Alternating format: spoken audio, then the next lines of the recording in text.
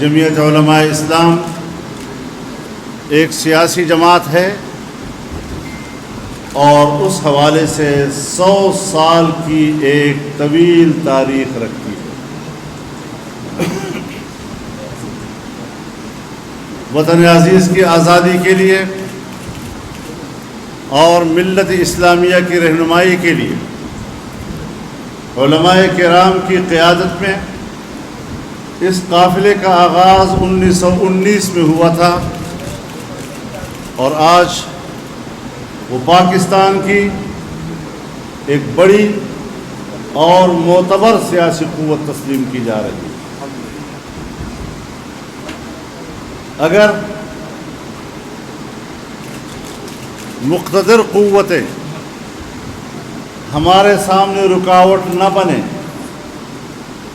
تو میں دعوے سے کہتا ہوں کہ پاکستان کی بڑی سیاسی جماعت جمعیت علماء اسلام